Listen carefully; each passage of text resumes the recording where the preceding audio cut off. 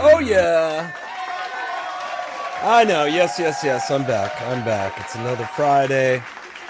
So happy you could all join me for the Erik Ferentinos live YouTube Hangout. What we got tonight? It's what's it, number 12? I'm feeling like it's number 12 tonight. That's pretty awesome that you guys hung out for all these. I've been having a lot of fun with it. As far as the way the hangouts work, you guys can ask me whatever you want in the chat. I try to get most of the questions and comments in there. Show a little love to you guys. I appreciate all of you. And That is homeboy. let me get right in there and see who's here tonight. Of course, Spicoli. What's up? And when Spicoli's I here, know that, dude. I gotta give him all the Let's party. I gotta give him all the Spicoli drops, man. Welcome, Spicoli. We appreciate you. We appreciate that you promote the show, as I appreciate all of you who do the same. And who else we got here tonight? Jerome Davis loves Disney. He's saying hey to the 70s guy. And I will get to the 70s guy. I know that 70 guy is here. He's right here. Hey, Eric, back for more. That's how we like it. Happy to have you back. And I don't know if I know his name. I love Pulp. Hello. Well, hello. Hello there and welcome. This is a safe zone for people that like to rock out and party, like 80s rock, like goofy, spoofy horror stuff. One thing before I go any further, I don't know how the camera looks tonight, but I had a brand new camera sent to me by the Dahlia Dark. If anybody that was here at the Frightbite on Tuesday, right at the last 2 minutes of the show, my camera went out, and she's so kind. She had another way better camera sent to the studios the very next day, and tonight's the first night. So definitely have to give a round of applause to Dahlia Dark. Thank you so much. This camera's pretty cool. It also has one of those covers. Okay, that's enough. That's enough. It has one of those covers you can close when you're not, so it's not looking at you getting changed and stuff when you don't want it to be. Anyways. Sexy times. Thank you so much, Dahlia. The camera's awesome, and we had so much fun doing the Fright Bite. I know some of you were there that are here tonight. It was a lot of work. We'll talk about it tonight. I'll kind of do a little behind the scenes of that last one. But I think one of the surprises of the week is that I churned out another Road to video. And this hairless cat got a lot of attention. This is Dottie, and this is Sullivan's cat, who's he's worked with Stephen Pearcy Band for over a decade with Big Time Entertainment, and of course Quiet Riot's on there as well. And we've done tons of shows with Quiet Riot over the years, and I love doing those. I of course bought Metal Health as a kid, back in the day when I was 12, first heard it on the radio. So when you hear those, Bang Your Head or Metal Health, it takes you back, and when they're playing shows with us, it just gets me in the mood. When I hear that music right before we go on, it's always super awesome. And Jizzy Pearl always throws down. Alex sounds great on the guitar, everybody sounds amazing. And you can see for yourself if you go check out the latest Road to Palm Springs. Technically, it's not Palm Springs. Technically, it's Rancho Mirage, and some of the people commented on that.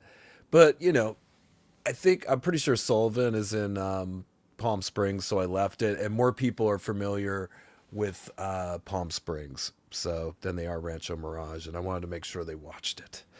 So, anyways, that's my story, and I'm sticking to it. All right, let me get back in here and see what's going on with you guys. Spicoli, let's party. Yeah, we're partying. I got a lot to do tonight, man. I got a lot going on this weekend. Tomorrow, I got to be up in Rancho Cucamonga by 10 in the morning because I'm doing a video shoot with the project, and I'll run the ticker tape for them. Um, you guys are probably seeing the Death of Me video from the project. Probably saw Jimmy Deanda. He was in the latest tour video. He's playing drums on that show, The Road to Palm Springs. But he's in the video, as well as James Davis and Dennis Hill. And we're doing a video tomorrow for a couple other songs, and so I have to be up there super early. And then in the late afternoon, I have rehearsals with Pump 5, who they're like all these bands are friends with each other, and they're all from the same neighborhood, and so I don't have that far to go in between the video shoot and heading over to the rehearsal for Pump 5. The rehearsals are for upcoming shows that I'll have details on soon, but it's basically Pump 5 opening for the Texas Hippie Coalition, and that's going to happen in early April. And April's pretty much when things start happening for me again. So that's why I haven't been doing a ton of road videos because I've been off the roads, for basically all of October, November, December, January. It'll be April will be the first I'm going out with all these bands. But if you're looking to book the project, Len at AFM Entertainment also handles Bad Marriage. So I know you guys have heard Bad Marriage. We're hoping to do some shows with them soon. So I'll turn that off here. Get back into the game. Tika's peace, chicken grease. Yeah. Well, excuse me, tonight is pizza night over here, so I had to wear a wife beater because I wear the wife beater when I make the pizza. You just have to do it. And it seems like Friday nights are like pizza night over here. I go to Winco, they have like the pre-made dough, and it's only $2 for this plastic bag of already made dough. And I just kind of take some yeast. I have a pizza pan, and I just kind of throw some, or excuse me, not yeast, flour. I throw some flour down and just let that thing sit. And once it's thawed out for a few hours, then you could easily just turn it into a pizza. Just throw some sauce and cheese. I think I put a little bit of sliced tomatoes on top and some Italian seasoning, some mozzarella. But it was an easy meal to make when I got a show night here with you guys.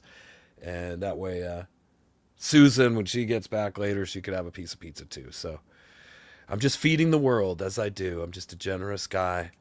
But yeah, Friday night pizza night. Had to throw on the wife beater to make the pizza. What did you guys have for dinner tonight? Let me know. Let me know in the chat. Black Phillip, hey, Friday hang. Well, that's right.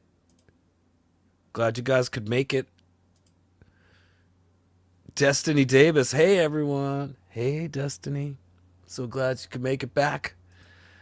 The whole gang's here tonight. David Carrasco, 666. What's up, brother? Not much, man. Just, doing a lot of video editing and blah, blah, blah. The Frightbite took a lot out of us, which I'll get to. Skylar B just got here. Hello, Skylar. Skylar says, hello, everyone. And David Carrasco, you're the man. Eric, thank you so much. And who we got here tonight? Sin Crazy. Hey, brother, rock and roll. The ever patient Sin Crazy. He agrees sometimes when it comes to releasing music, it's all timing. Just ask Axl Rose. His psychic kind of dictated when he was going to go back out on the road. And who knows, maybe as crazy as that all seemed, that he waited. He certainly had a great career ever since, right? What would have happened if he did go out and didn't listen to his psychic? Maybe something bad would have happened. We'll never know. But it's similar. I didn't have a psychic tell me to wait on releasing Sing Crazy, but we just thought it was better to kind of like develop his song a little bit, take the time, make sure that the guitar solo that was put on this lets everybody know that Gary means frickin' business when it gets to the solo sections of his songs, and he's not going to settle for any less than pure shred. And so it took a little time. We did get it like he wanted, and so I think everybody's going to be pretty knocked out when they hear it, and that's going to be coming up. And Spicoli is smoking the ganja, bro. Well, I How are mean, you people? On dope? apparently they are. Apparently they're all on dope.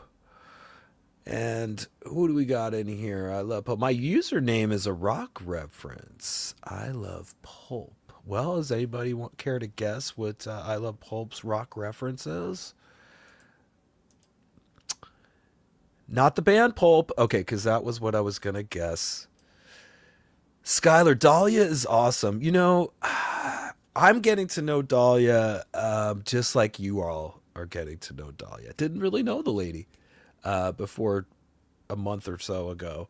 And yeah, she's mysterious. I think there's a lot to unravel there. I mean, it's a slow process.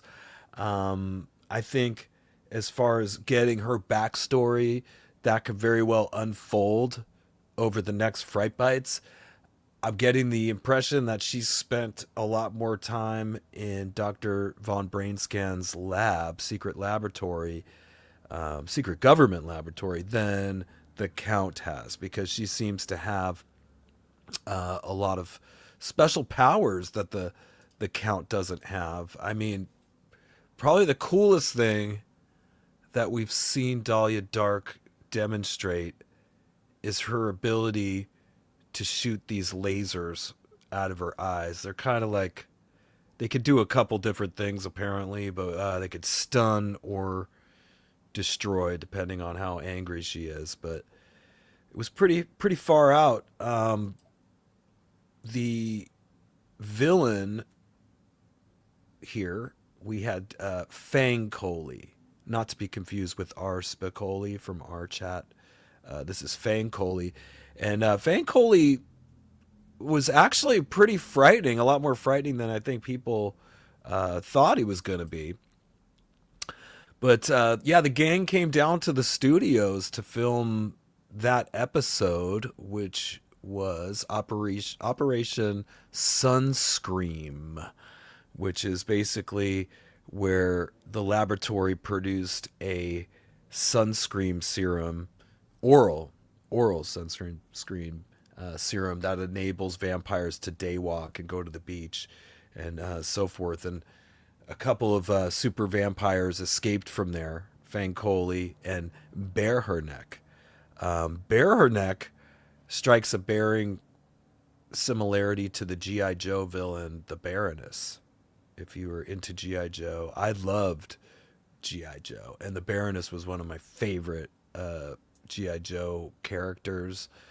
But you could see the Baroness was just giving my alter ego, Count Cracula here, a serious beatdown. Here he's getting an Indian sunburn.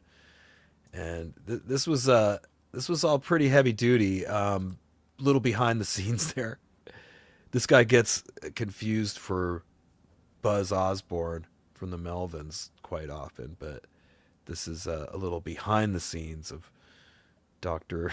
Von Brainscan, where he's about to do some lines. But yeah, turned this place into a movie studio, which is pretty insane. But I gotta say, for the amount of effort that goes into the Fright Bite, I'd love to get the numbers up on it. You know what I mean? I think the people that are here tonight that watch it love it, and I appreciate that so much. But a lot of work goes into it. So with that said, if you guys know people that love goofy comedies like that, or into like the goth, aesthetic, or old movie monsters and stuff like that, that you think would love the Fright Bite, send them the video. Even though we do the show live, you can watch it after. You don't have to be there. You can watch it a day later, 2 days later. The lives are up there. I have a playlist just for the Fright Bites with Dahlia and Count Cracula. You can share any of those episodes, or your favorite one with somebody that you think that would like it, so we can have a bigger Fright Bite. But where am I going with that? I'm going to play the previously on, which is just like a little 1 minute highlight reel, just so that the people that are here tonight can catch a whiff of what the Fright Bite is all about. And here we go. On the Fright Bite. Today's the big day, Operation Sunscream. It's your mission, if you choose to accept it, bring back Baroneck and Fang Coley. God damn it, Baroneck, make it easy on yourself and just take it back to the lab! And keep these super vampires off the streets. She's giving me an Indian sunburn! Ah! I've always wanted to smash some bones. Oh, right to the cojones! Listen carefully, because it could be a matter of life and death. Dahlia, she's gonna get my neck! Ah! She's got 3.5 Nelson! Help! I hope you're ready. Good luck. Yeah. Wait, where did I go? At the stage. Oh, I see. Hang on. I'm so dumb. There we go. I'm like, oh, did I mess up the whole show tonight? No, I didn't. But yeah, pretty nuts, right? I mean, and like I've explained before with the Fright Bite, it was so awesome to have the universe send me another individual that's like so hyped and into it as I am. And who knows what we're capable of putting our efforts into this, but we're having a great time. And like I said, other people that would have fun watching this kind of stuff and being a part of the live and want to talk to Dahlia, Count Cracula, let them know about it. It's the only way we're going to get more people involved with it. But yeah, good stuff, man. I just took some stills from the show. But the secret to the Fright Bite is like we don't put too much effort into it. I mean, the story is kind of writing itself over time. But typically we don't even start thinking about what the storyline's going to be till like a Saturday or Sunday. And in our case, I think the family came here on a Sunday and we just kind of went in the backyard and kind of wrote up what we were going to do, threw up the green screen and just boom, boom, boom. And we typically like agree on everything that we're doing, and we were able to just shoot it. And then I spent the next day, of course, editing in all the post-production stuff. Let me see here. Moving on. Skylar, hit the like button, people. Yeah, that'd be nice. Just kidding. Dahlia's a hero. Yes. I mean, I think obviously she's can do a lot of things that Count Cracula can't do. I mean, the only thing Count Cracula seems to be good at is getting his butt kicked by these other super vampires, and it's definitely is in his interest to never go without Dahlia, or maybe Stoic Steve. I mean, Stoic Steve surprised everybody when we found out he's a vampire slayer that goes around with the katana sword, which is pretty badass. Black Phillip, camera's looking great. Much appreciation to Dahlia. Yeah, I mean, how cool. I mean, literally this camera showed up the very next day, like a 4K super dope camera. I was like, oh man, that is so sweet. Because that other camera was like, I've had it for like a couple years, and I remember on the Chris Aiken Presents, that thing would go on the fritz, and I'd have to leave and come back, and that was the one thing. T-Cuz, them ears on the cat, yeah. Dottie, the Sully's cat is a hairless cat. That she was super sweet though. I mean, if you watch the Road to Palm Springs, that's pretty much the only. I didn't want to show Sullivan's whole house and all that stuff, but I figured I could show his little cat because we all love animals, right? So you could see me kind of petting her, and she was super sweet. She came down, even though there was like a party there and it was loud. She still came down, and she was wearing that. That's not like AI. I mean, she literally was wearing that dress with pearls around her neck. It was pretty crazy. And I actually forgot about it. I knew I wanted to release another Road to vlog this week, and I have some more. There are more, But I found this one. I'm like, and I actually had to look extra hard just to find those pictures of his cat. And then I decided when I was doing the thumbnail, I'm like, Dottie needs to be on this thumbnail for sure. So hopefully that gets more people to check it out. Steel Corner. Hey, Eric. Was nice meeting you at Mahaffey last Thursday at NAMM. Logan and I had a great time. Awesome. Yes, I dig Logan. Logan's a great young guitarist, and we're going to definitely be doing stuff with him, so watch out for that. Absolutely. Skylar, haven't watched Road Video. I'll watch after this show. Yes, please do. Share it on your Facebook if you have groups that listen to 80s rock or maybe Ratt fan groups. It's better if you guys do the sharing. If I do it, I'll be accused of like spamming, and I don't want to be that guy. But if it's organic and it's just, grassroots, that's cool. Mark Benenga. I liked your latest road video, especially that cat. Yeah, I wish that was my cat.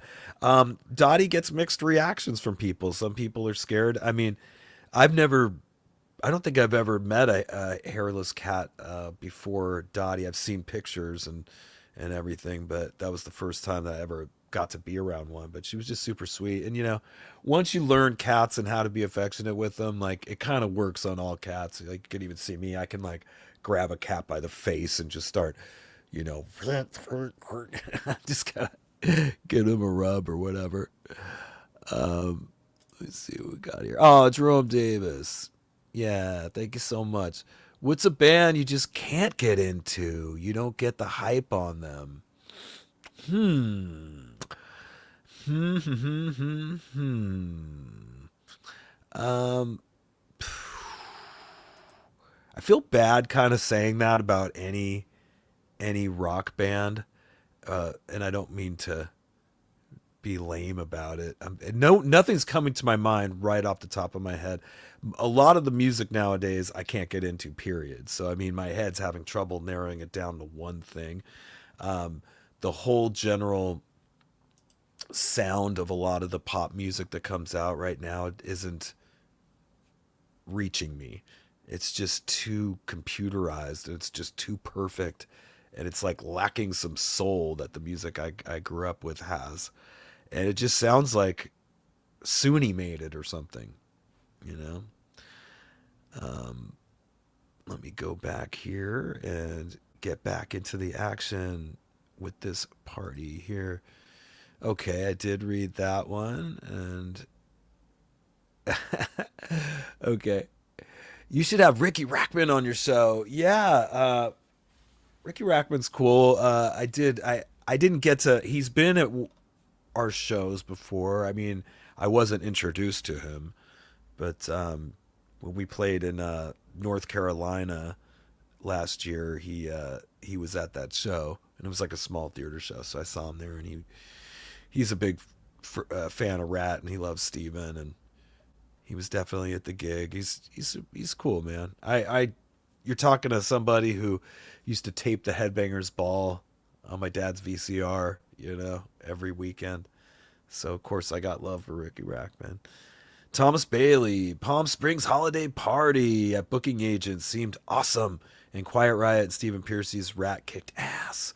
Yeah, I actually lost some footage. Sullivan has some cool stuff there, and he did get me a little buzzed at his party. He had some like Jose Cuervo from like some 1940s batch, very aged, and I was pretty buzzed. Like when I'm going and I'm on the bed in the hotel, it's kind of lame because I'm like thinking I'm all cool, but I'm actually just kind of buzzed. And when I was explaining, I had to edit out some of the stuff because I was like explaining it wrong.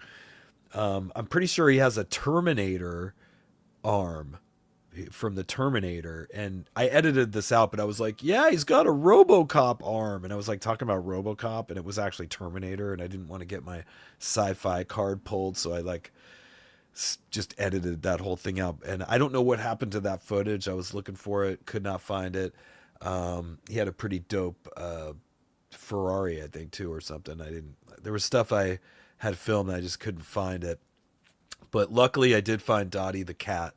And the party itself was awesome. Like Quiet Riot was there, so like Jizzy, Alex, everybody.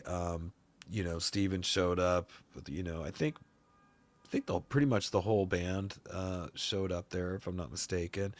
And then people like Lorraine Lewis were there, and she's super sweet. So it was a good hang, and they had awesome catered food out there, and open bar for everybody. It was pretty impressive, and a nice thank you from him. It's been cool to see Sullivan's agency just grow over the decades. He was one of the first guys to kind of get in there and secure some big 80s names. Vince Neil, of course, Stephen Pearcy, and he's just, if you look on the big time roster, all the bands you listen to in the 80s are pretty much on there. And he just does great work. He's very professional, and Sebastian Bach, I think, is the most recent artist that he's added to there. And if you look, Sebastian's playing all year. So he's got a great year ahead for him and his band, which is pretty cool. Moving forward, the musician Eric Erickson was famous for his love for pulp. And when you say pulp, is that like, you know, the comic books, the Betty Page type stuff, or is it literally like pulp from orange juice? Which I did have kind of a breakfasty kind of thing I wanted to mention to see what you guys think about this. Some things like don't need to be plastic, and one of them is the containers for eggs. Like today I spent probably like 20 minutes looking for the eggs because at Winco the eggs come in a plastic container, and it kind of seems like remember Wonder Woman? Wonder Woman had a invisible jet, and it kind of apparently worked. Like you didn't see her as well as if it was a real jet. And this is kind of the same thing. Like, sure, if you have like all the eggs in there, you'll have a better chance at seeing this plastic egg thing in your refrigerator. But if you're like only had like 4 eggs left or 5 eggs left, and most of the container's plastic, it's like you can't even see it. Like the older you are, the harder it is probably to see it when you're looking in the fridge. But I was like, I know we have eggs. I know we have it. I was like going nuts, and it was because it had like a Wonder Woman plastic container on it. And I was like, damn it. I mean, that's something where we could use just the cardboard, egg containers are fine. I mean, I'm fine with, I mean, I realized the purpose was probably so people could just not open it, but kind of look through the plastic and see it, everything's okay without having to open it. But I mean, you could kind of tell on a regular one with the carton, if you open it up, you can kind of move them a little bit. And if they're sticking, then you know that thing's cracked underneath.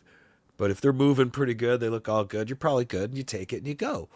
But that's plastic we don't need to have. And, I almost couldn't find my eggs today, and I just wanted to see if that ever happened to you guys. We need to ban those plastic egg containers, man. Black Phillip. Metal Health and Twisted Sister Stay Hungry were the first 2 albums I ever owned as a kid. Yeah. Yeah, I remember like the 80s, I guess what they would call hair rock. We didn't call it that back then. We just called it heavy metal music. But like around 1982, on the radio, some of these bands were starting to get airplay. Like even like mainstream pop stations, like I think Kiss FM, Rick Dees. I mean, I think they were playing Metal Health, and that's when I first heard it. And from the very first time, it was like, I mean, we've heard it all our lives now, but even the first time I heard it, it was definitely different than anything I had heard. It was just very heavy. It was like, bah, bah, bah. It was like I hadn't heard anything like that on the radio, and right away I knew I had to have it. And so it had that, and of course, "Come On Feel the Noise," which I never knew was a cover till like way years later, and it's very similar to the original. Like Kevin DuBro's voice is identical to the guy that they took those songs from. But yeah, so anyways, that's cool all these years later to THC rules, son. You talking about Texas Hippie Coalition? Yeah. Let me see. Unique. Hey, everybody. Hey, Unique. Glad you could join us. Is Unique, are you in Ohio? I forgot if you told me that, but I know everybody's freezing tonight in on the East Coast and Midwest and stuff. So I hope everybody's keeping warm. Jerome Davis, hi, Unique. See, everybody digs you, Unique. Spicoli, I'm eating pizza too, bro. It's my Friday to go. Well, all right. Yeah, my pizza was pretty good. And I mean, just as far as saving money, I mean, I'm definitely not spending a lot on the pizza. I mean, for one, when I buy a bag of I buy mostly Winco brand stuff just to be frugal as a musician. But it's like God, is it a 3 pound bag? I don't know. It's the big like grocery store bag of like, it's processed, but the mozzarella cheese. And that thing could make probably at least 4 pizzas with it. The dough is only $2. Oh, by the way, the cheese, it's like $7 for that big ass bag. So if you break it down, you're putting like $1.50 of cheese on a pizza, $2 for the dough. I'll even like cheat and just use like a Classico sauce jar or something, just put a little of that. And then maybe some onions, maybe some green pepper. I used to put pepperonis, but those aren't good for you. And for some reason, like pepperonis don't even sit well with me anymore. I'll be burping those up all night. But everything else is pretty good on there. And when you break it down, this was a pretty big size pizza. I mean, it costed me, probably less than $4 to make that pizza tonight. And if you have a bigger family or kids or whatever, you could make 2 of those for $8, which is better. And it's probably healthier than whatever, extra chemicals are in these pizza chain places, even though once in a while you got to do Domino's. I get it. And there are some really great pizza places out there. I'm not trying to take away from that. Especially on the East Coast, it's hard to get that. Pizza in California is not really that good. There's a couple places that try to do it, but there's nothing like being in New York or Chicago or something. Jerome, I had pizza from Domino's. It was okay. I feel like Domino's. Do you guys feel like the butter's kind of fake tasting? I feel like it's a chemical, like similar to when you're having popcorn, microwave popcorn, and you're getting like the extra whatever microwave popcorn, and it just it's not real butter. It's just whatever. It's made in a secret government lab by Dr. Von Brainscan or something. I can tell, and I'm sure you guys can too. Stony Jackson, what's up? Feeding the world one slice at a time. That's right. Well, it's like the Scorpion song. The bitch is hungry. She needs to kill. Jerome Davis loves Disney. They sent us the wrong order. Oh, that sucks. Did you make out on top with that? Was like you just ordered a medium and they ended up sending like 4 large pizzas and a side of mussels and scungili? No. I don't know where you live. They don't even offer that here in California. That's funny. Moving along. Anyone cool stop by the studio? Well, we will be having somebody very cool stopping by the studio soon, early February, I believe. Right now, he went in there the last couple times, and there's a couple songs that he's done that he wrote himself and he plays guitar on. I will be adding some guitar to it. But if you weren't aware, Stephen Pearcy plays guitar. He's been playing his whole life. And the earlier solo albums is a lot of, like, he has, I think, 6 or 7 solo albums. And the first group of them is mostly him playing guitar on there. And there's some really cool stuff. I actually dig Steven's guitar playing. There's something very raw about it and kind of punk rock. It's just a rawness that I like. And it's actually influenced me a little bit when I write songs with him. Sometimes I like to do stuff like he does. And guitars that are very like perfect and super refined I need to have it a little edgy and raw, a little bit. And he's definitely that type of guitarist. So yeah, if you didn't realize, he does play guitar. And he's been in there the last couple times trying to get his song like perfect, and Matt sent me a copy of it, and I'm gonna like throw a track on top. I've so far done 6 songs composition wise up at Matt's, and There's another probably four or five songs I have to go up and bring Matt, and I also need to do solos and stuff. With the new computer, I finally got all my music programs loaded onto here. Tone X being the big one because I just bought all those Eddie Van Halen presets that are super cool, and I wasn't able to use them so far. And finally, I got all that stuff loaded in. When you get a new computer, you can just put everything from your old computer onto the new one, but I don't think that's a good idea, especially when you have a lot of outdated stuff on the old computer. I wanted to be very selective, like what I put onto this new one, not to put any outdated crap that's going to slow things down. So it took me a little bit, but everything's coming together. The next step is getting on stage going and being able to perform live at some of these shows a little more easily than I have been so far. Greetings from Sacramento. Greetings. Greetings to you, sir. That. Oh, it's Steve Pratt. What's up? What's up? Let me see. Spicoli really never got into GNR. For me, the GNR album, with the songs were so good, you couldn't not be kind of into it. I mean, it was entertaining. I mean, Axl's voice was like pretty over the top, but I love bands like Aerosmith and ZZ Top, and I thought the music, GNR, the guitar work and everything was superb. And Axl, I just enjoyed it. I mean, he was a character, right? I mean, back then, Welcome to the Jungle. I mean, I remember kind of we would imitate Axl and kind of joke around, but I mean, he was a phenomenon back then.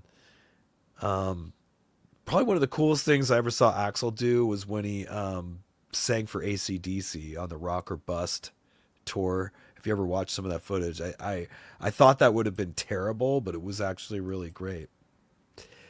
Hey, Christianity. Hey, Eric, I'm wearing your necklace that you gave me. Thank you so much. Jimmy D, Rock Talk Dude. You truly rock. Well, thank you. Thank you. Thank you. I appreciate it. Looking forward to rocking again. Frightbite is cool. Yeah, man. I mean, but it's just funny because, like, doing this tonight didn't really require much, except hooking up this awesome new camera that Dahlia got for me.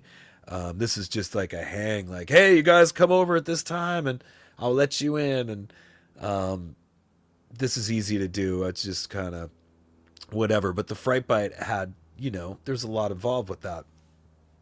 There's a little bit of pre-scripting. There's acting the parts out. All the stuff is like green screened out ahead of time. And this is all something is kind of new to me that I've just kind of started to mess with in the last month or two. But I really love doing it. It's a lot of fun, but very time consuming. So, we're kind of somewhat changing the way we do it. Like every week we'll have a little something. But as far as the big like features that we do, like Operation Brain Scan was one, Fangs Wide Shut was one.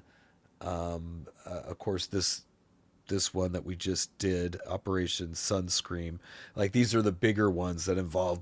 They're like longer. We'll probably do that more like once, maybe twice a month. But like we can't pull one of those off every week, especially when I have other things going on. I know. Like tomorrow, I'm just like super busy. I'm going to be shooting videos all day and then heading over to Pump5's jam room to go over the set for them. For this upcoming run of shows. So I wish there was more time in the day than there is, but sadly there isn't. Jade Lee, what's up, Eric? Happy Friday. Well, happy Friday. Did you guys work hard all week? Or do you guys have jobs and stuff? Tell me about it. What does everybody even do for work? I mean, I've pretty much done everything. At some point in my life. Hi, Jerome. Everybody likes Jerome, too. And Muhammad, I enjoy. Well, we're glad you enjoy. Keep coming back. If it was any darker, it would be an Arab sunburn. Wow, good one, Mohammed. Yeah, I mean that might. I don't even know if that that Indian sunburn joke. I don't know if that should even happen in 2026. But Indian sunburns were like a part of my childhood in New Jersey. So I mean, in the late '70s, it was just a different time period. But they called it an Indian sunburn, and you would just basically go up and grab. You would grab somebody's arm and just start going, "Yeah, yeah, yeah, yeah, yeah, yeah," and you do it pretty hard as a kid. Sometimes, like, the other kids could really make your forearm all raw. And I didn't really put too much thought into why they called it an Indian sunburn. I would imagine that's some kind of racist, like Native American, turning your skin red. I would imagine it has something to do with that, but whatever. Like I said, it was just from back then. I remember that being a thing, and I don't know. To me, when when she was kid, that was just like an off the cuff thing. I was just like telling her different things to do to Count Cracula. We did one was like a half Nelson. One she's just like karate chopping them all over the place, and then I go give an Indian sunburn. She didn't even like she didn't know what that was. She's younger and didn't know what an Indian sunburn was. So I kind of explained. I did it on her, and then she did it for the thing. But I don't know. I thought it was funny. What can I say? What's going on here? Jay Lee. Oh, that's so sweet. Thank you so much. Well, we're gonna put that towards towards the show, and we appreciate the support. Thank you so much. Sky overhead rocket. Yeah, yeah. It was cool putting out the road video. I mean, I only found people always ask me. They're like, how do you film yourself on stage when you're playing? And really, I just kind of go on YouTube and look for somebody that was bootlegging the show, and I just take it. Just like the only time that I like give props is if it's like a photographer that I know, and they stamp their pictures and all that. And the first couple times I'll post the picture on Facebook, I'll put a little camera icon and give the person the photographer a photo credit, especially if it's somebody that's been taking pictures of us for years. But most of it's just amateur stuff for the most part, and I mean, I figure it's of me, and I don't remember our band giving permission to anybody for anything, so I just take it. I don't take their entire video or whatever. I'll just take like snippets of it and use it. And I'm pretty sure the way I have my YouTube set up, people are able to kind of do the same thing to an extent. I mean, at any time with the rat stuff, it's a privilege as far as like hosting a road video or something. That is a privilege that can be revoked at any time because Steven owns his likeness and trademark, and if he's seen in this video or his music or the rat logo, which is on the stage behind us when we're playing, I mean, any of those things could uh, he could use that against a creator and have that taken down if he wanted to. You know what I mean? Um, a lot of a lot of artists and their labels kind of work with creators. I noticed. I One thing I wanted to mention: two Fright Bites ago, Count Cracula sang a Smashing Pumpkins song to Dahlia to Disarm, and I announced that Billy Corgan must have liked it so much he's splitting the revenue with me, and I misspoke on that because I realized that I thought that because that was off a live one, but when I put this Road to video up, it did notice that we were playing Round and Round always gets hit for copyright, always. But I guess what a lot of these people are doing now, these labels, is allowing a revenue split where if you're doing a cover or something on YouTube, they'll share it with you. They'll share the advertising revenue with you. And I think that's more for when you are playing it live as opposed to like if you're using the actual recording. If you're using the actual recording, they're going to take the whole thing. But if it's a live version you're doing, they think they split it with you. I was delusional and thought Billy Corgan like personally allowed me to do. No, he did not. I think he has the same thing set up that, Warner or whatever has with Ratt, where there was some button where I acknowledged that I was doing a live cover of this song. And so now when I look on my YouTube thing, I see like two arrows going, one going to Ratt and one going to me. I don't know, just interesting kind of behind the scenes. I don't even know what I was talking about there. Let me see. Jerome, good answer. And that's how I feel too, Eric. Yeah. And, when, as a representative of Steven's band and just my own career, to like call out anybody individually on something subjective, like whether the music is good. I mean, I'm older. How do I know what kids like, nowadays? It's not really fair to me or wise, right? It's not wise for me to do that. I'm not in a position where I'm like sitting on a ginormous pile of money somewhere where I could just laugh and retire and, spit on whoever I want to. I mean, I got to be nice to people, man, because, it could be, it's tough going up and it's even rougher watching people go because they didn't treat people well. Dawn951, I'm a cat dad too. Woohoo. Yeah, I love my cats. I really do. Susan and I, we were going to, if anything, stay roommates till the cats are 18 years old and go off to college. You know what I mean? Like, I can't, especially Charlie Cat. I can't leave Charlie Cat. You know what I mean? And I'll tell you why. Charlie Cat, since I've been living here for 3 years, I have like changed this cat's life. I mean, when I first came in, she had teeth problems. Her Turkish van breed of cat is prone to teeth problems. And like when I first started seeing Susan, the cat had terrible breath, which was weird. And I was like, what's going on with this cat? And at some point I saw her trying to eat and she was whimpering and stuff. And I really got on Susan. I'm like, and Susan paid for all this, I just want to say, but I'm the one who made her like take that cat into the vet and her teeth came right out, but she only, Charlie Cat has like 4 teeth. But I take such good care of her.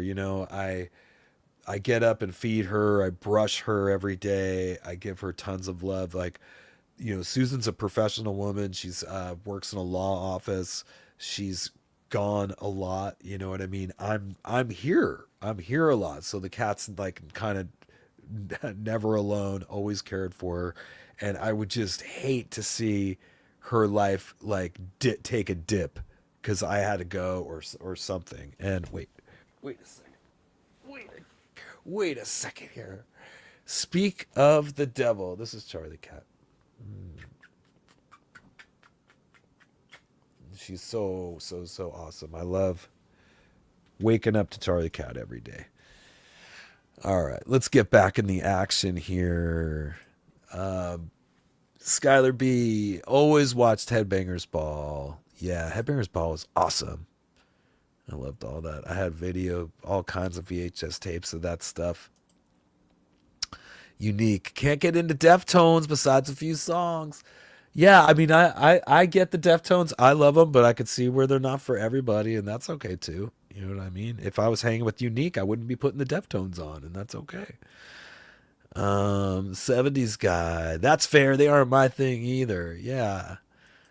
I don't know. It's all your experiences. Like in the late 90s, I had some younger friends and they were into Limp Bizkit and Deftones and stuff like that. And I just remember having good times. Sometimes the life experiences I'm having with people that like certain types of music make me warm up to that music just because I had a good time.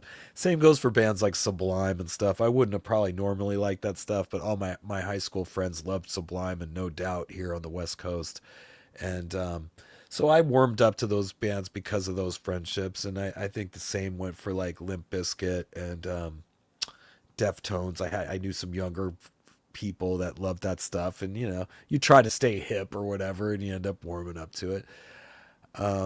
But, my musical tastes have spanned from, the music my parents had around the house, the the Rolling Stones, and I've talked about this, Steely Dan, Chicago, all this like great stuff, to the heavy metal, of the 80s and AC/DC. And then, of course, when I was a teenager, I was like way into Metallica and thrash metal. I've kind of gone like full circle with it all. Now I'm kind of back to just digging the old classic stuff, and I don't find myself listening to too much new music.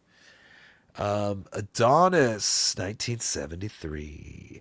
My neighbor in Los Angeles was in the cartel and would pull out the $300 a shot tequila. Treated me like a king. Yeah, it's good stuff. The one time I somebody gave me a shot and I didn't know what to think of it was Danny Coker from Counting Cars, The Count, and we were playing Vamped, and he thought I think you were there, Adonis, right? But he called me like back to his special booth, and he gave me like a shot of the stuff, and it just, to me, I don't know what it was. It just tasted like an old gym sock or something. I overthink things in my head, and I go, maybe he's testing me to see how like white trashy I am. Like if I'm just gonna like say that it tastes good when it doesn't. Like for some reason I thought this was a meeting to test me, and I go, I think it tastes disgusting. I said something like that. He's like, really? And I think I bummed him out, you know. So now I think I'm just gonna lie. Whenever somebody gives me some alcohol, I'm gonna say it's delicious. I don't know. Spicoli, why no shades tonight, bro? You gotta wear shades. Well, I guess I could put some shades on somewhere. I have I have Fancoli shades here. How about these? I'll be back. I forgot where I got these this week. I was looking for crazy shades. Where can I get me some crazy shades? Well, there's all kinds of sunglasses around here. Oh my goodness.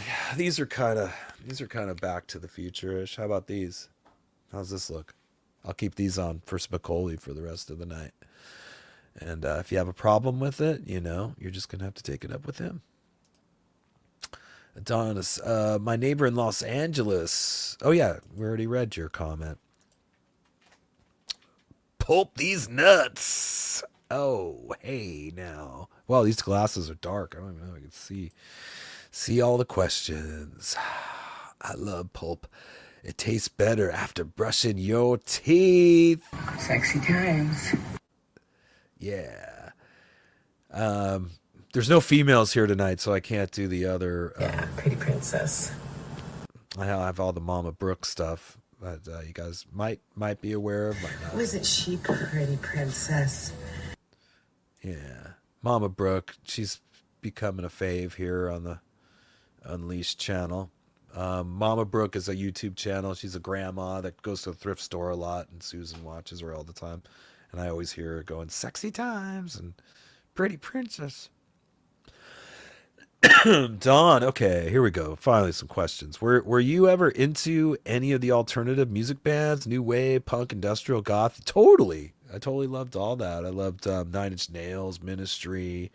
As far as goth, like Dead Can Dance, dig new wave stuff. I mean, that music, kind of came out in the late 70s, early 80s, so it spans, Susie and the Banshees, all kinds of cool bands. So no, I love all that stuff. I'm pretty diverse, with musical tastes. I'm definitely not like a total rock purist or something. I like a little of everything. I even like a little bit of gangster rap and stuff, I guess I've been around so long. I mean, I just get used to some things that maybe I didn't understand at first, but now I do, finally. But yeah, I actually create some kind of industrial stuff for the Frightbite. Anytime they're in a dance club, I got to create that music. So that's fun stuff to do. Biodegradable is best for crackleberries, John Evans said. Yeah, I mean, we use way too much plastic, guys. Let's face it. And you know what? Why not go back to having a milkman that brings you your milk and you just leave your bottles outside. I mean, I don't know.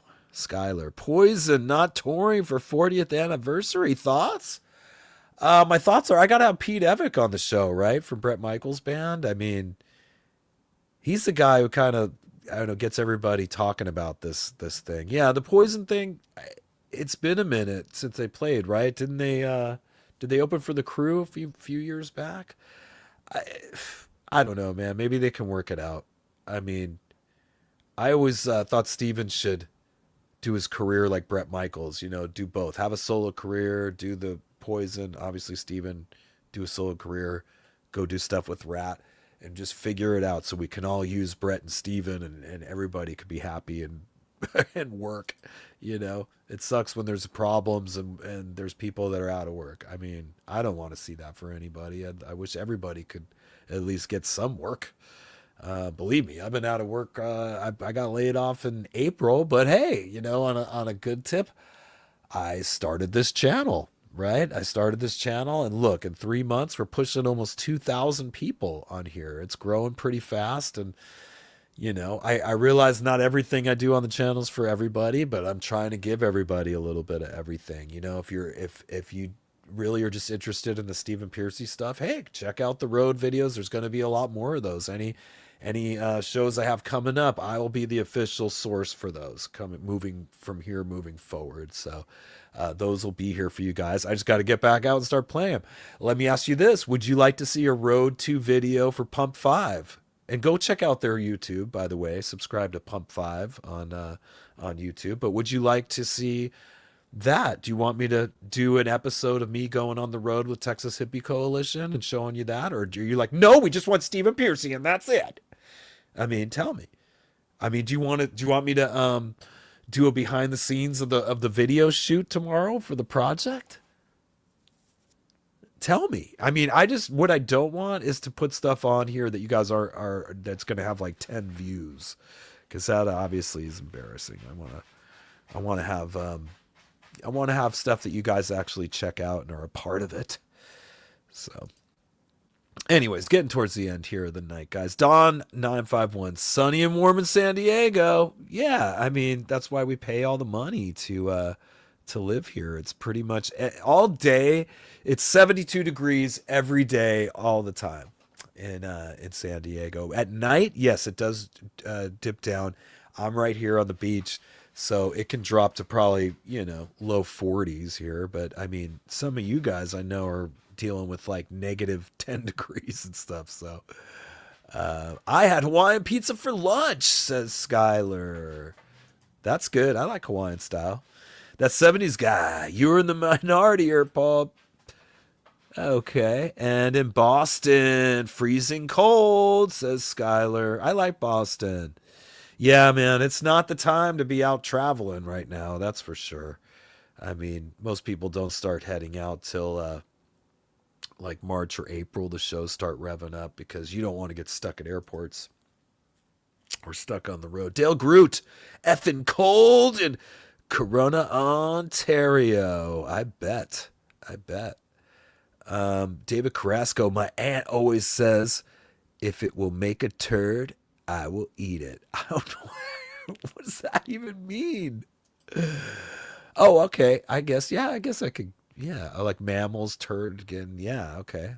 Yeah. Okay. All right. Jerome Davis, I live in Florida. Yeah, we figured that out. We figured out that you were in Florida. Do you ever go to the Disney World or the Disneyland in Anaheim out here? It probably doesn't have as much stuff as the Florida one, I would imagine. It's it's the older one. You know what I just found Disneyland wise? I found the Disneyland tour book from Orlando when my grandparents took me in 1977. And it's pretty cool. It's so old. And like the most crazy ride they had was Space Mountain at the time. And they had just built the Epcot Center. They had literally like just built it. But I found this. It was a fun trip that my grandparents took me on when my sister was being born. They just took me from like New Jersey down to Florida. and it was just like one of my first road trips. My grandparents took me in their big Cadillac. If you ever seen the movie Goodfellas, the powder blue 1977 Cadillac Baritz that you see in that movie, that's the one my grandfather had. And he eventually gave that car to me, which I blew it and sold it for peanuts. But anyways, we went on the road trip in that car, and good times. Let me see here. Got some more chats I gotta get to. John Evans, thank you so much, my brother. What Marshall heads do you use with Steven? Well, that's a great question. In our contract, like when we go on the road, it'll say JCM 900s that I request to have on stage because they're easy to get for most gear companies, and we need walls of them. I'm like, I want four Marshall stacks with JCM 900 heads on the top, and then the other guitarist will want the same thing.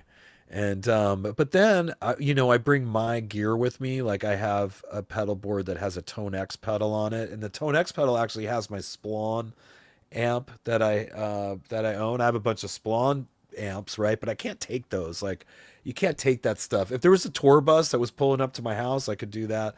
But no, I have to go and just get on an airplane and go to these shows. So obviously I can't. I can only bring a guitar and like a pedal board. So they have the equipment supplied for us. I tell them the Marshalls. Then out of my pedal board, I go into the back of the head of the Marshall into the send, and I'm really just using the power from the Marshall. I'm not really using the preamp or anything. The only controls that work on the amp are the volume and sometimes the presence, and that's it. And I just turn it up and pretty much have the same sound every night. I might make a minor adjustment or whatever on the Tone X, maybe add a little top end to it or something, but all my effects are kind of built in. I've got it to a point where I don't have too much going on. I have like the Tone X, and then there's like my Shure wireless for my guitar. It's like a wireless pack, right? And that pedal has a tuner on it, and that's it. That's all I got to deal with. Spicoli, thank you so much. Tell us about making the Duran Duran cover. Well, I could do that. Yeah, if you look up on YouTube, Girls on Film, Stephen Pearcy, that was, when the pandemic was going on, Stephen was getting antsy, and he was not happy about sitting around, and so he was always trying to get me to do stuff. He's like, "Come on, let's do a cover." We did a couple different covers. He did a Dion cover, but the coolest one was the one Spicoli's talking about, which was the Duran Duran. And I basically just programmed the drums. I based it very much off the original. I just kind of did a situation where I recreated it here. A lot of that music back then was drum machines in a lot of ways. So I was able to kind of lay out the drums, and it was all in MIDI. What's cool about that is if I hand it over to Matt, he has an even bigger drum library than I do. So if it's done in MIDI, you can change the sounds very easily. You can go in and so Matt might have better drum sounds, but he was able to just, take it over the top by having the perfect drums. I think when I did the guitars, I used a digital amp, and I think I even looked up something Duran Duran so I could get a close enough tone to do it. There is a solo section of the song that I kind of added in that actually wasn't like the original. It was kind of like a little, just I don't know, departure. It was like a lead departure that I put into that song, but I thought it came out pretty cool. It's almost like a little Rob Zombie meets Van Halen or something on there. It turned it a little heavier for a second. And anyways, you guys can check that out on there. Yeah. Thank you guys for the super chats tonight. Very, very cool. Very cool. Moving on. I can't see anything in my glasses. Mark Menenga, retired corrections officer. Well, thank you for your service to your city, keeping those keep correcting those individuals that need correcting. No, I mean it's an interesting job. I mean, I bet you Mark's got some cool or interesting stories. Anyway, I love watching those kind of a lot of those prison shows. I find them fascinating, and I think in some cases I kind of want to know what's going on in case I ever end up in there. So I try to like learn what I can by watching TV. But by far the show that freaks me out the worst is Locked Up Abroad. Have you guys ever watched Locked Up Abroad? Man, that's the show that got me to like never travel with drugs ever with any kind of like musical touring I do. Like, if we're going out of the country, I do not ride dirty. I don't even mess around because I watch that show and it just freaks me out. Well, hang on. My super carrot Marsha B. She's home in time. She's late to the party, but she wants to throw to the tuna fund for Kylie and Charlie. Oh, that's so sweet. You know, I actually did have to go and pick up tuna for these girls today. What do you guys that have cats? What do you feed your cats? I'm going to tell you what I feed Charlie cat and what I feed my cat Kylie, and maybe we could figure out what's best for our cats here. Kylie, I'll tell you for dinner, I do chicken breasts for her. Like I'll whether it's the frozen chicken breasts that you get from the frozen section, or a good deal like Winco has. They're not the greatest chicken breasts that Winco has. They're a little. I don't think those chickens have the maybe the best life, but they're inexpensive in a time when food's expensive, and I typically can get those for like 250 a pound or less. Today they were actually had a special like $1.30 a pound for boneless chicken breasts. So if we don't eat it, I'll make sure she does. I have a little crock pot, and I'll it's a smaller crock pot, and I'll take like whatever you know when you get a package of breasts, like they're all around the same size, but then there'll be like one or two that are smaller, and you're like, damn it, why aren't they all the same size? Anyways, I'll take those two smaller ones and I'll throw them in the crock pot and cook them for like an hour and a half. Let them cool down, and then I just cut them into super tiny little cat bites for the little cat mouths. And I'll take a Tupperware and just like put it all in there. It's all mushed up for Kylie, and I've been feeding her that for the whole 11 years that I've had her. I feed her tuna from a can in the morning. The two cats split a can of tuna. Today I went and got it was Starkist tuna, and they were on sale. It's like just the tuna and water, and it was like 80 cents a can. So like, yeah, I'll grab like 14 cans. I when it comes to like our country, you never know what the heck's going to happen. There might be a few days where there's a run at the store. I always want to make sure there's like extra supplies. Like if that's one thing during the pandemic that I was never going to get caught off guard again, was like having at least like a week's worth of supplies at all times. So for the cats especially, I always have extra cat litter. I always got like, extra cans of those tuna, which keep for a long time. If you had a skedaddle, and you could take those with you and they'll keep, you know. But they eat that. They do have kibble for their teeth, and I buy Iams, which is fairly, I guess, better than other ones out there. And that's it. I do give them temptation treats, which is bad, I know, but they love them, and they my cat's very demanding with the temptation treats. She goes to this one spot and I could feel her eyes burning into me. Like I know when she's at that table staring at me, I can feel it. And I go, ugh. And if I don't give her one, she'll start yelling at me. And it's scary. My cat can be violent, I have to say. My cat, not Charlie cat. Charlie cat's not violent. Charlie cat's a sweetheart. Okay, let me see. Some people are giving their occupations. Unique saying, my job is a mom. Well, hey, I'm very proud of you, Unique, that you take uh, raising your child seriously, that's your job. I think is fantastic to hear. And yeah, that's super cool, man. Because the children are our future. Teach them well and let them lead the way. Show them all the beauty they possess inside. Jay Lee, just showing some love to my dog. Happy Friday, Eric. Let's get in your wallet, people. Oh, I know. I feel like I'm busking outside Winco right now. But no, I mean, when it comes to that, you know me. I'm not gonna come on here and go, "Come on, give me some money, guys." I mean, it really just goes to the channel and the show. You guys are like my first fans of the channel. You know what I mean? You've been here from the start, and we're just keeping it going. I mean, StreamYard, all these things. You guys are covering it, and I appreciate it. You know, as I said, I made a promise that I'll be here every Friday if you guys are here, and I'll make it happen. If I'm not here, it's because I'm with Stephen Pearcy or Pump5 or the Project on the road. And if that's the case, then you know you're going to get a backstage ticket to that event. And I still will probably pop in just to show some love.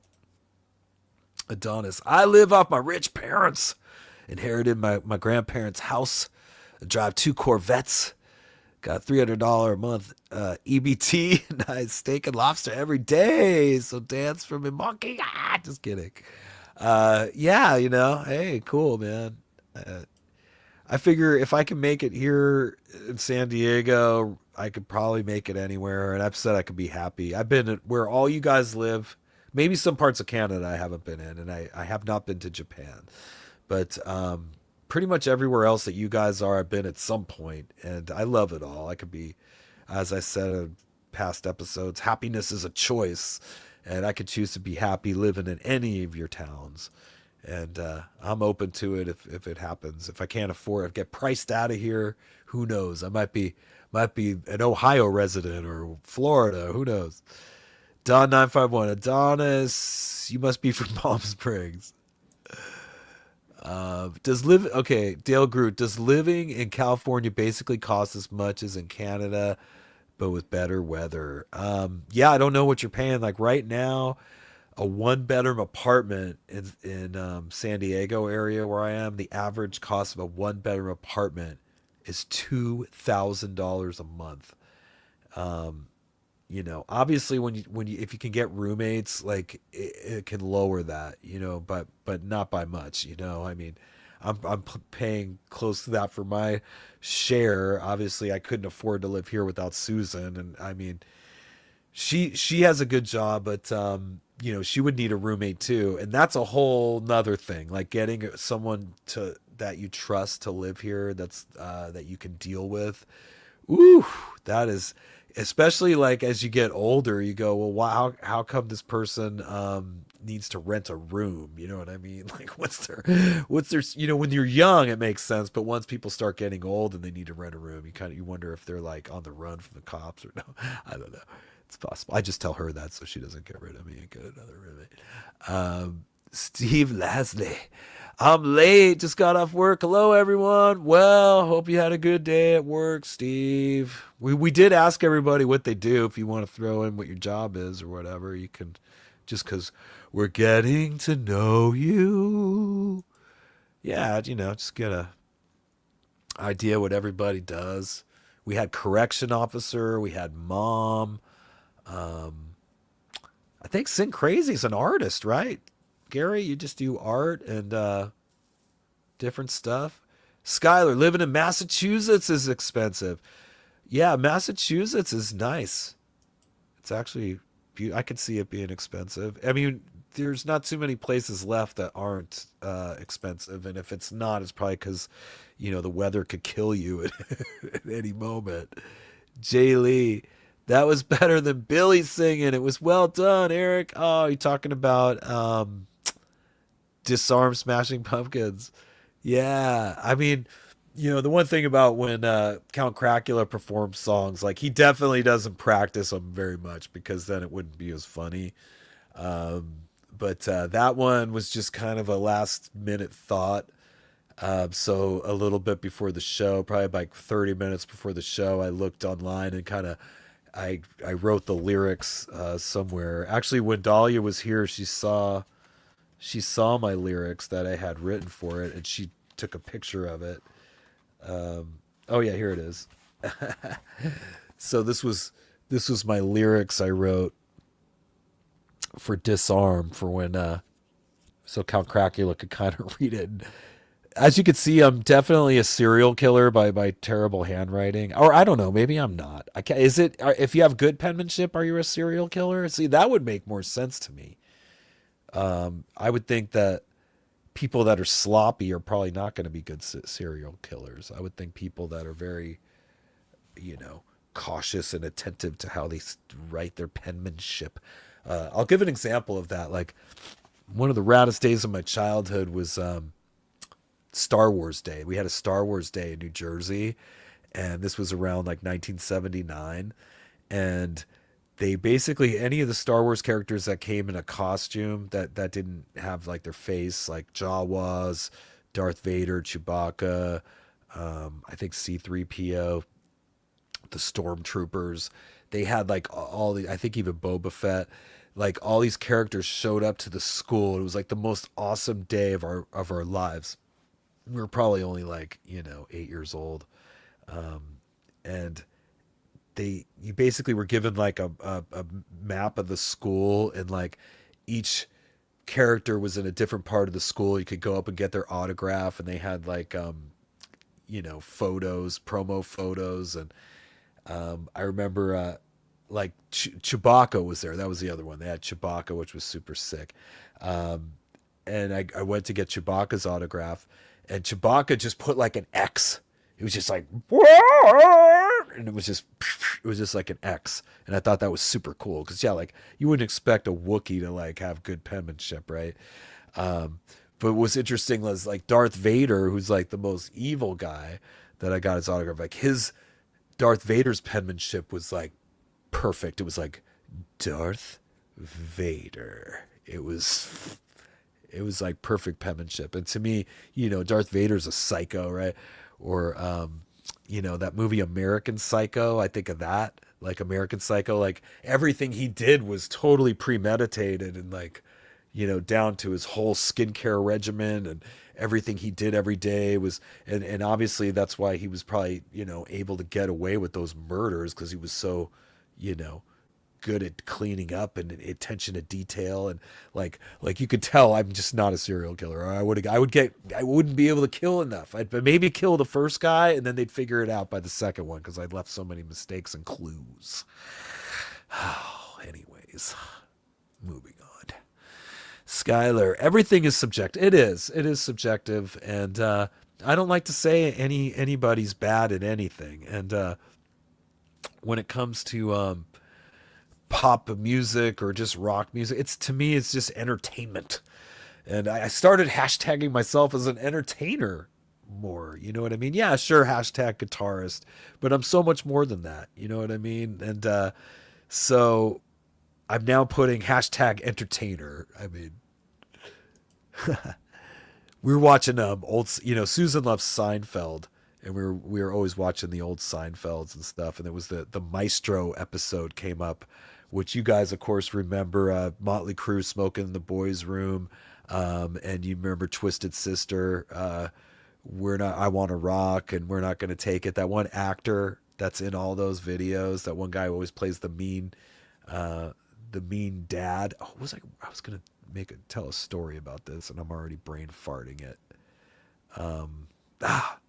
See, don't do drugs, kids. I'll remember what I was gonna say in a minute. Damn it! I had a whole thing I was gonna say about that. Oh, Seinfeld. Sorry, it came back to me. So the Seinfeld episode where that guy's on there, he's like, I guess in the policeman's orchestra, he's like a conductor, and he wants everybody to call him Maestro. Did you ever see that episode? He's like, Elaine, please call me Maestro. And she was gonna date him, but she thought he was a jerk for wanting to be called Maestro. So I was just making a comparison to me hashtagging entertainer. It's not like I'm call me Maestro, but no, I'm just an entertainer. I'm just here to hang out and chill and entertain you guys, make you happy, make you a little less bummed out than your life can make you, right? Unique. That's me with country music. Yeah. Country music's changed a lot. I really didn't like a lot of it as a little kid, but there's certain bands that warmed me up to it. Specifically the Eagles, like there's a lot of Eagles songs that have a country feel, and that kind of opened me up. Same with Bob Seger, kind of danced along the country lines. Um, and I don't know. I mean, there's like an outlaw country. There's so much different types of country music out there. Now there's like a country pop rock, thing. One thing that's hard for me to get behind is the super twangy voice thing when they're that's a little weird to me. But I mean, I don't know. It's to each his own. When in Rome, do as the Romans do. I moved to Texas for a little while. I went to I remember going to Lickenbach, Texas, where like Willie Nelson and Waylon Jennings and stuff would hang out, and it's like, I mean, when you're in that scenery and you're in a place like that and you're outside at night and the stars and it's hot and you're drinking beers and there's all these cowboys around just playing guitars. I mean, it's pretty dope, you know. Um, Interestingly, a lot of hip hop artists in recent times have tried to like cross over and do kind of like a hip hop country, which is, I mean, I didn't hate it, I didn't hate some of it, but whatever. You got to let new stuff develop. Jay Lee, I'm late to the party. I bought the first drink with a 10 spot. Who's buying next? Oh, Jay Lee, that was super sweet. That was super, super sweet. I appreciate it. I'm trying to get to everybody's uh, thing tonight. Comments. Black Phillip, Eric, how did you and Susan meet? If that's not too personal, apologies if it is. We met during the pandemic. It was 2021, or yeah, I think it was. God, it might have been even 2020. We met when Facebook dating was like in its beta version. Like it wasn't. It was like, hey, do you want to try out this new app that's not out yet? And I had at that point had never done any kind of dating app. I even though Tinder and these different apps were Grinder, all these like apps were popular with people. I didn't do that. I never did any of the dating apps. But with Facebook, I thought I was open to it because I was interested in meeting someone that lived close to me. I was an Oceanside resident. I really wanted to meet somebody in Oceanside. I had pretty much just longer distance relationships up until then, or maybe I'd see them on the weekend or whatever. And so I gave the app a try, and basically, long story short, Susan was one of the only ones during that weird pandemic shutdown period that was actually willing to meet me somewhere. You know what I mean? There was definitely girls that were talking to me, but it was more just talking, and I didn't even know like if they look like what they look like in their photo, or everybody was really hesitant to meet up because everybody was like scared of germs. And even meeting Susan, like we met at a restaurant. We had to literally like eat on the sidewalk back then. It was like so stupid. And I was in such a bad mood through that whole time. I was so angry at the shutdowns. I was angry, as you know, as hindsight's 2020, but I was rightfully, angry at it. She and I met. I mean, we were very different. Like she's very left leaning. I'm more of like a libertarian. We didn't quite get along and probably should have maybe walked two different directions after that. But it was again such a weird time, and we were probably the only two people that could put up with each other for at the time, and we just kind of moved forward with it. Within what, like a year or 2 years or something, I ended up moving into her place here on the beach, and so I've been here for over 3 years now. Geez, a push of 4 years. And we just have a cool thing. I mean, I've always rented a room at this place, and she has her room, and that might be the secret to how we're still kind of even able to be friends or whatever. Because if when you're renting, if you're in like a one bedroom apartment, as you guys know, that can be tough in a relationship. And it's nice to have our own like separate rooms.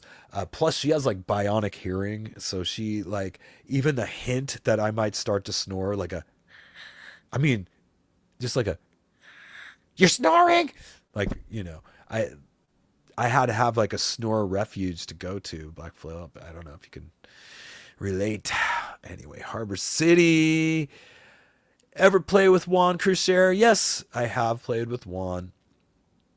There was a solo show that we did, and there was a time when we were actually considering having him joining the solo band, and he came out and he did this one gig with us, and it's on YouTube somewhere. And actually, at the time, I think it was only me on guitar, so it was just me on guitar, Juan, and I think it was just a ended up being a money thing. Like, I don't know, Steven, it's either do Rat and get the original guys, or obviously just makes more financial sense for Steven to have him being the big star, and then the rest of us are all great players, but not necessarily a platinum guy. He doesn't.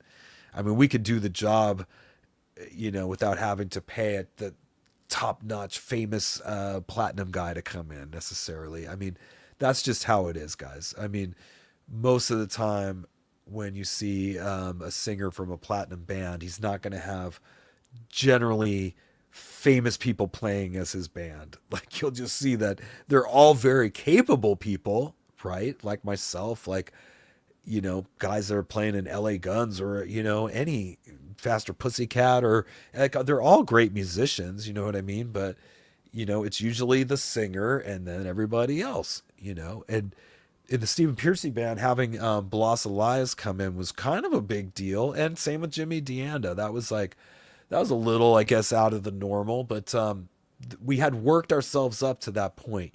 Stephen really was delivering great shows the last couple of years with the solo band, and we just got to a point with our agent and everything where we were playing big gigs that were attractive to somebody of that stature, to come in. And next thing you know, I got the guy from the Slaughter videos on the drums behind me, which is, pretty dope. I mean, if you've seen Rockstar with Marky Mark, he's in the Rockstar movie, and it's like, I mean, it's been a pretty, it's had its ups and downs, my time in the band, but I mean, that's one of the highlights, I think, is like getting ready to go on stage, and then Bloss Elias turns and looks at you, he's like, "You ready?" And you go out and you're doing these Rat songs. It's pretty incredible, playing for thousands of people sometimes, and it's been a great life. I'm grateful that it's not over. I always think it's going to be over, and then I'm always dragged back into it every time.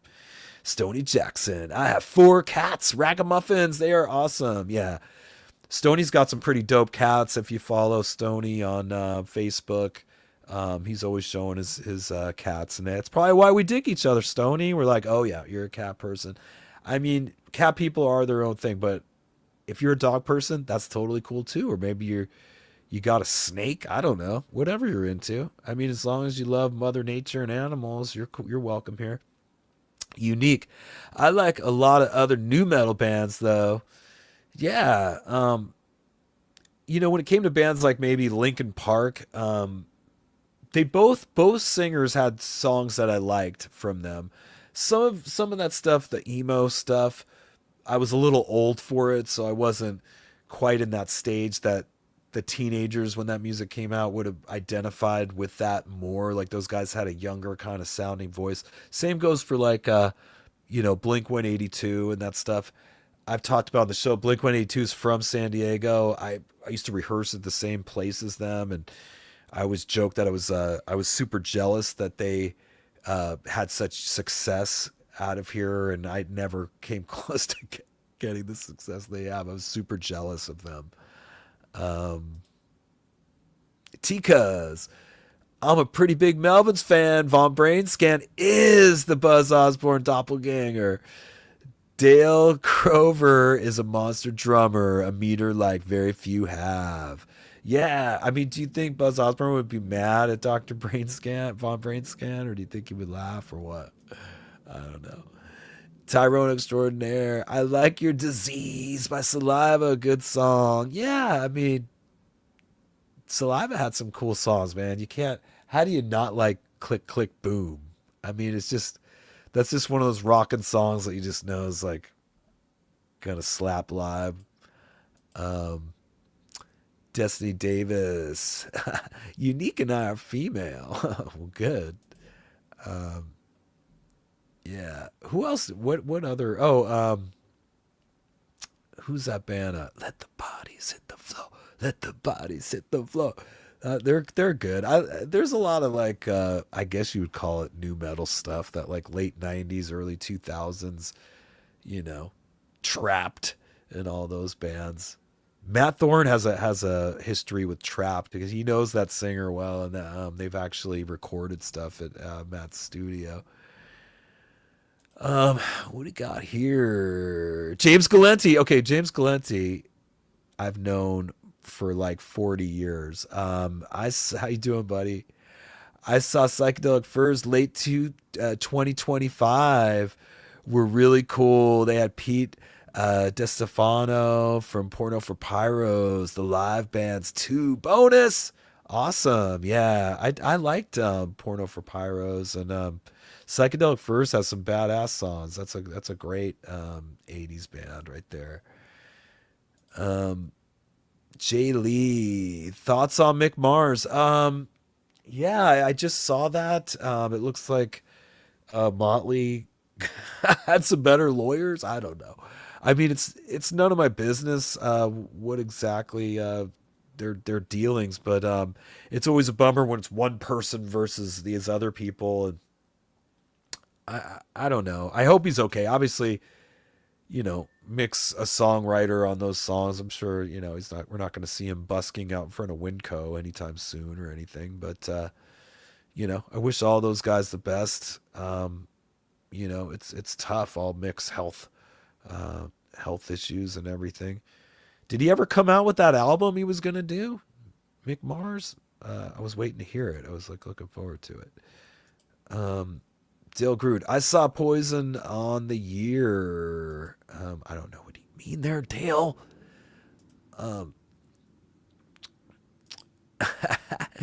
Talking to Destiny. Okay. Steve. I saw Saliva live twice. They actually came to my hometown in Ohio. Yeah, right now there's kind of, the singers going around. He's got a solo band, and then the actual band's out playing with a replacement singer. I mean, it's interesting, man. These bands we're talking about, the new metal bands, are now old. I mean, it's been 25 years since a lot of these came out. I don't know. I don't even know how the 80s bands are still even out playing at this age. Truthfully, I mean, you got to see them while you can. It's not going to last forever. Destiny Davis. He says there's only males here. No, I have a very diverse group of friends that come to these hangouts, and I actually think it's kind of cool. I don't like too much of anything. You know what I mean? I like when it's just a buffet of humans, of different people. That sounded weird. That sounds like something Count Crocula would say. Dale Groot. I saw Poison on the Looked What the Cat Dragged In year one tour. They opened for Ratt. Yeah. They did. Steven was always like super proud that he took Ratt on the road, that they were starting to become a big deal, and or took Poison, excuse me. That's Steve took Ratt on the road. That they took Poison, excuse me. That they gave Poison their first big break, and then Poison had an amazing career.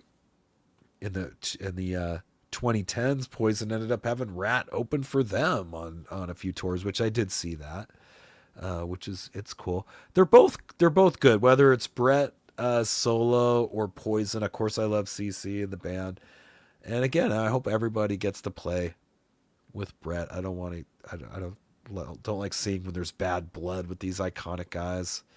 There's only so many years left. User Brian, have you checked out the new Eddie Van Halen pedal? Supposed to give you the red channel and the 5150 amp.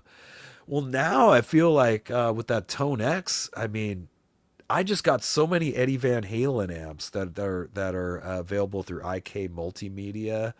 I got the 1978, 1979 library, and then I got the 1982 through 1984. I'll probably get the 1980, 81 here as well. They had a sale. They're only like $50 each library right now. But I have all Eddie's, classic sounds right now, and I could put them into the Tone X. In fact, I probably will. You know what I mean? I'll probably start experimenting, taking some of those sounds out. I just got them recently, but just sitting around here playing with them, I lose hours. I mean, it's a rad place that we're at technology wise with all the computer amps and everything. But there's literally thousands of amps I have to choose from. And instead of only having like the old days where I had my whatever my amp is, we got to make it work. Now I waste hours going through hundreds of different amps. This one's cool. This one's cool. And I'm never satisfied. And it's kind of like a weird hell that I'm in trying to find amp sounds. Anyway, as you're probably getting bored with hearing about all that. Any other interesting stuff here from you guys? God, I've been here a while. John Evans, sweet, thanks. I recently grabbed a DSL 100 and a stack of 2 regular 412s. You know, it's funny. I did buy a DSL 100 like in my first year playing with Pearcy. Initially, I had flown out to the first show on the tour, but I was like borrowing amps and stuff for the first couple shows, and some people were screwing with me. They would say I could use their stuff, and then they would take off with it, and like the show would get delayed trying to get me an amp. Because I was like, I basically was brought in to replace someone, and so it wasn't like they didn't have my equipment on the rider. It was just, I was an emergency fill-in kind of situation. But as we were out playing for a while, we pulled the tour bus into a guitar center, and I got out and bought the amp you're talking about, like a DSL 100, and I think I bought a cabinet for it. It was okay. It's a good. I mean, you know what you're gonna get with those. And if I had to go straight into an amp at a Pearcy show and they just had a DSL 100, I could make that thing work. You know what I mean? I'm definitely going to crank the gain 100%. I mean, those DSLs have like little buttons you could push in that kind of affect the sound a lot. Like I would know what I had to do before I'd even walk up to it. I'd like, if I was borrowing a head, I could be like, I know exactly what the knobs are going to be before I even flick the standby switch off. But ultimately the Marshall 900s, they're a little more expensive, but I could definitely get a good rat sound straight away with those just by cranking the thing up and just adding a little bit of delay on there. Jerome Davis, I don't get Gorillaz either, but I'm just not that into indie. There's a couple of Gorillaz songs that are just really good though. Really good. Just as far as catchiness. But that's one of those bands that they don't even seem like a real band to me. You know what I mean? Even the Prodigy was technically, I don't know. I mean, they were like, it was like one kid that made all the music, and then he had the dancers and got these guys to record. He like kind of turned it into a band. It was kind of like CNC Music Factory or something, but these guys just had like iconic banger songs. That's another band I do like is the Prodigy, and I used to go see their concerts and stuff. Some people would make fun of me and say I looked like the Prodigy guy or whatever, and I didn't mind. I loved them. So I'm a fire starter. Skylar, Imagine Dragons. Nope. Yeah, I mean, Imagine Dragons. They got some good songs, but again, they strike me kind of as a band that in order to perform live, they have to have all those tracks, or there's no way they could do it, and that's kind of sucks when it gets to that point where your music's so fake that you can't perform it without all the stuff. Jerome, I wanted to like them because Julie and Casablanca. Ha ha ha ha. Spicoli, tell Pearcy Spicoli wants to smoke a joint with him for me, bro. Yeah, I mean, Steven's an old hippie. I mean, if you walk up, I'm sure he would puff pass, no doubt about it. Jay Lee, Midnight Express starring Erik Ferentinos from an airport near you. No, Jay Lee, that's not going to happen. I'm responsible. And if you hire me in your band and we got to go overseas, I'm not riding dirty. I'm not flying dirty. I'm there to get the job done.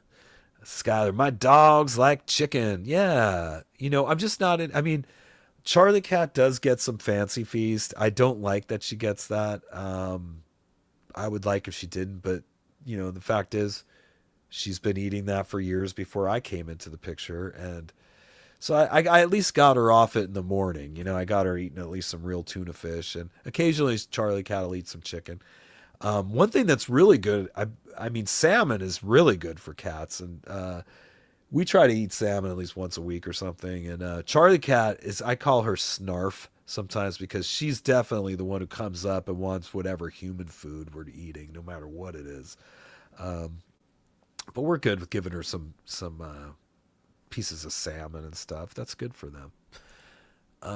John Evans Friskies and Special Kitty for the homeless babies here in the mountains. Yeah, when you guys help out those animals in the wild, especially on these cold. Marsha's really good at that. Marsha here, our buddy Marsha, she works so hard in Ohio there to take care of the animals that she sees in her yard. She really goes through all this effort, and it's pretty cool. I like that she does that, and everybody should. But yeah, if you're you're on a budget, I mean, I'm sure whatever animals appreciate some Friskies. What do we got here? Jay Lee, I've done rails with Pearcy and Tammy in St. Petersburg, Florida. Eric was at the masquerade. Best story ever from that night. Okay. Yeah, I mean, we've had our fun. I mean, we're all kind of old now. I mean, I can't do coke. I mean, they told me when I got my stents and I was on whatever medications, they told me, right, you cannot do cocaine anymore. You'll die. You're on these beta blockers or whatever. So, I mean, I can only be so fun. I mean, I'll show up with some coffee. That's about it. The children were the future for Whitney until she did blow and benzos in the bathtub. Tika telling it like it is. Yeah, that was actually super sad. That was just it's one of those. That's another one you just got to bury it all down, man. Whitney, what I mean, she was such an incredible singer, and just that whole family story is just really heartbreaking. I mean, you think it's great to have be a super famous person, you know what I mean? But the pressures of it all and everything can be so tough for people.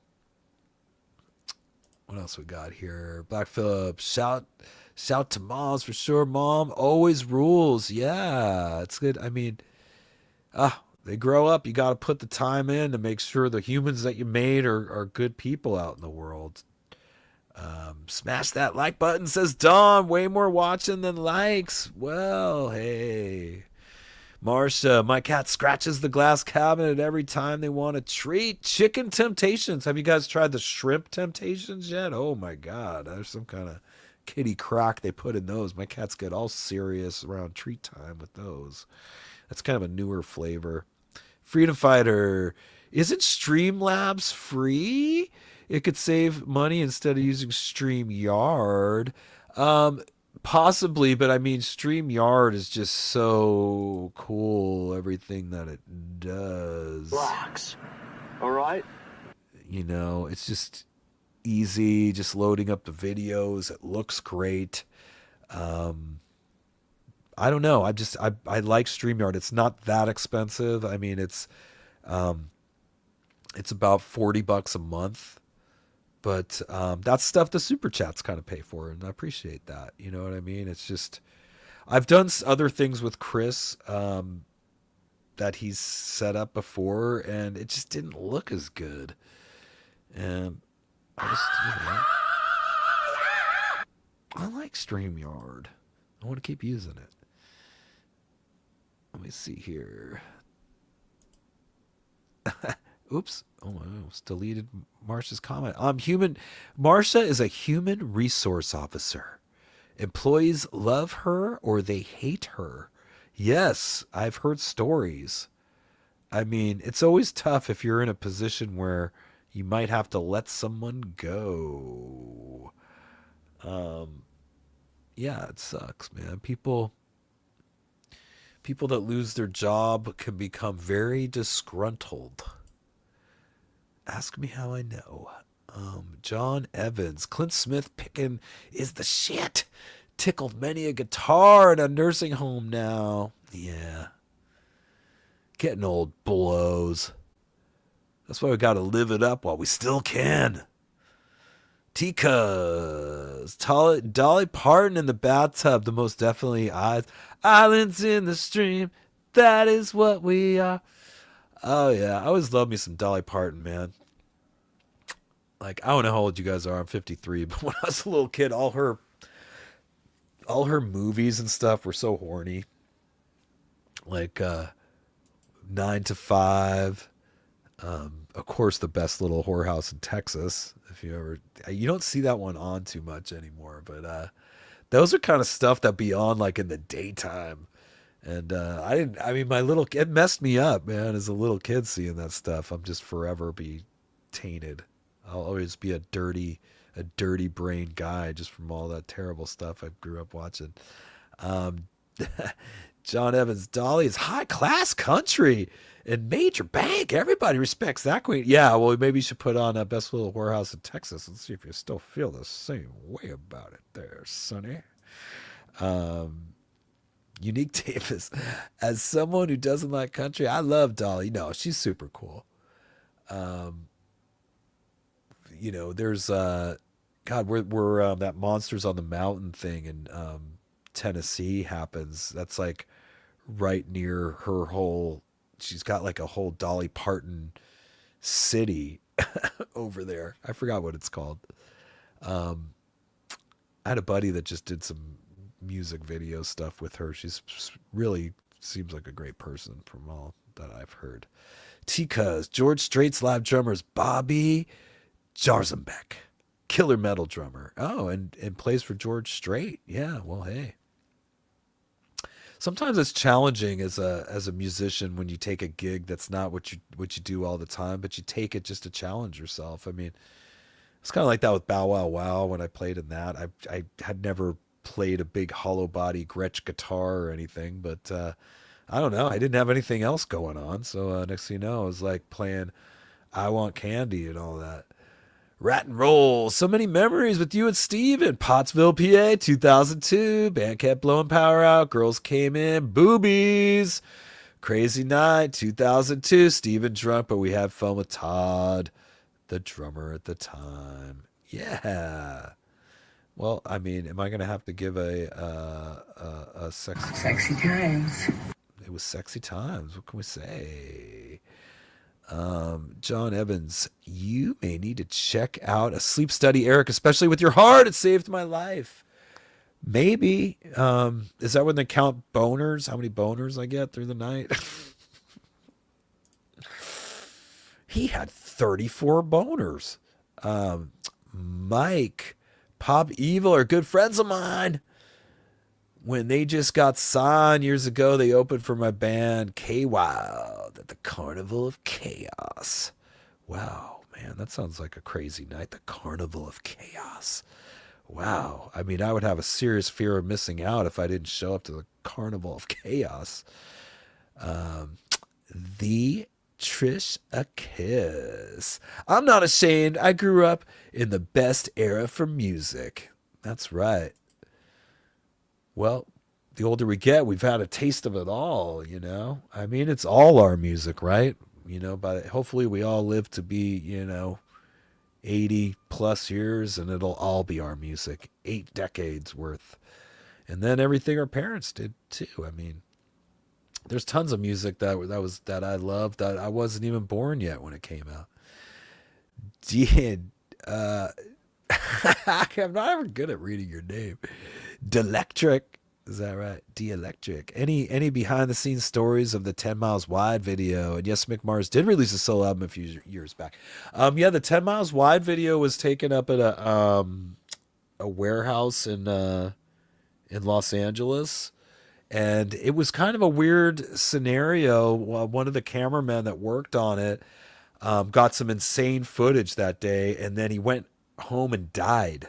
And we did not get it. I feel terrible telling that part of the story, but yeah, it was kind of like a not jinxed, but I don't know. Like the video shoot had its issues that happened. That was one of the major ones where, I mean, we had we had these amazing cameras and stuff. And when the guy passed away, we lost a camera, we lost footage.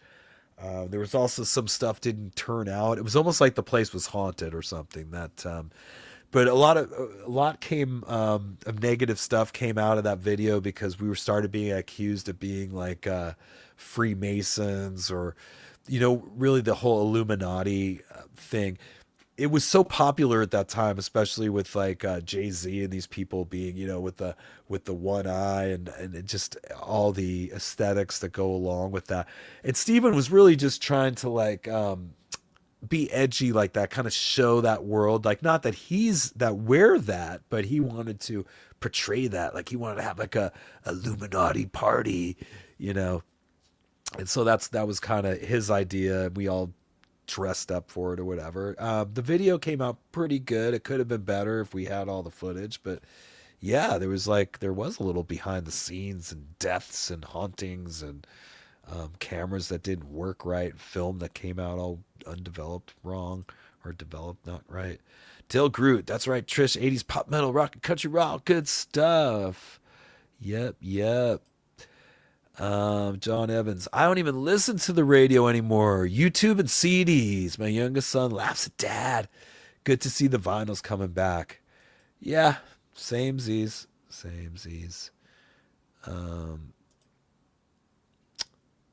The Trisha Kiss. I don't either. I can't remember the last time I turned the radio on. I would last about 2.7 minutes before I got annoyed and shut it off.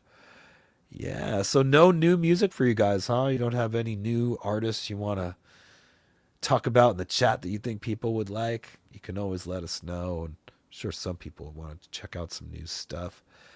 Jay Lee was on the Enough's Enough Mike Tramp tour bus, smoking with Chip. Talk about an infestation of roaches everywhere. Weed roaches, that is. Chip was smoking everyone under the table. Yeah, I've smoked with Chip. Sure. He's another hippy dippy guy. I like, Chip's a good dude. I like him. Let me see. Jerome Davis. Some Gen Z think Master Puppets.